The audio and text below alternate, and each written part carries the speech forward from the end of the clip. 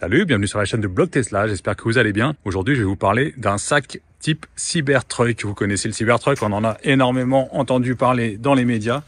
Eh bien, je vais vous présenter aussi aujourd'hui le sac qui lui ressemble. Ce sac m'a été envoyé par Ancho, comme vous pouvez le voir, pour que je puisse vous le présenter. Donc, il m'a envoyé gratuitement et vous pourrez bénéficier d'un code de réduction Blog Tesla FR. Vous retrouverez dans les descriptions de la vidéo, dans les commentaires. Vous aurez une très belle réduction sur le site. Donc, vous voyez, il ressemble à un Cybertruck. Imaginez l'avant ici, la benne à cet endroit à l'arrière. C'est un sac à dos, donc un peu grand. J'ai pas la taille, mais on va regarder ça après. Qui est rembourré ici au niveau des bretelles, un petit peu ici. Là, c'est plutôt assez rigide. On a une sangle là, je sais pas bien à quoi elle sert. Donc look Cybertruck, et c'est du plastique relativement rigide. Il a l'air solide.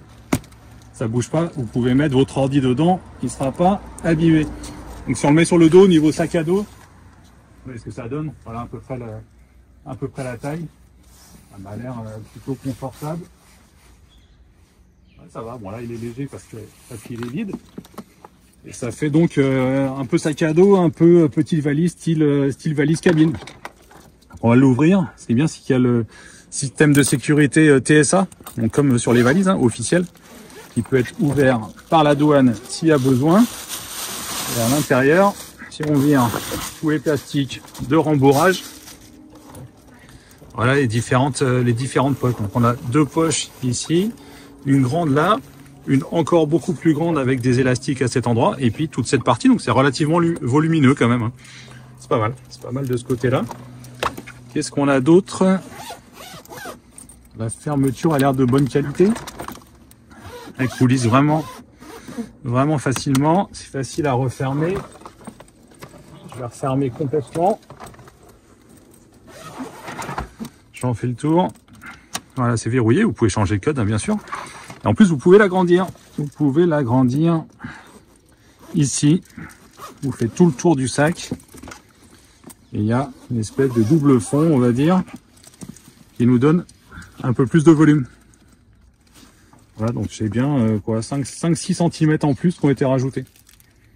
Si jamais vous avez besoin de transporter quelque chose d'un peu plus volumineux. La fermeture marche vraiment bien, c'est pas mal. Ça, c'est validé. Petit détail, avant de passer sur le petit détail, la poignée. Alors déjà, vous ne voyez pas bien avec le plastique là que j'arrive pas à enlever, mais elle est rembourrée en dessous. C'est plutôt agréable quand on la porte. Elle est articulée. Ça m'a l'air plutôt costaud également. Vous voyez ici, il y a un petit truc en plus là. Petite trappe avec un port USB-A et un port USB-C. Donc ça, tout simplement, parce qu'à l'intérieur, il n'y en a pas d'origine, mais vous pouvez mettre votre propre batterie au fond du sac, au fond de la petite valise. Vous voyez tout au fond, on a un câble. On a un câble USB sur lequel je vais brancher mon power bank. Donc ça, on le met au fond du sac. Et après, on n'en parle plus, on le laisse là. Et ensuite, vous êtes en voyage, vous êtes en déplacement, etc. Quand vous arrêtez quelque part, vous avez juste à brancher votre téléphone sur la prise extérieure. Si j'arrive à le mettre, l'USB, c'est jamais facile. Voilà, c'est fait et ça charge. C'est bon, ça marche. C'est bien, ça évite d'avoir le câble qui rentre, qui sort. Souvent, il y a des sacs avec un trou. Ici, c'est tout bêtement une prise USB-A et USB-C. Bon, ben, voilà pour le sac. Il était livré avec ce sac Ancho en plus. Écoutez, ça fait un petit sac en plus, ça peut toujours servir. Après, au niveau des dimensions, pour bien se rendre compte, on va le mettre dans le frunk de ma Model 3.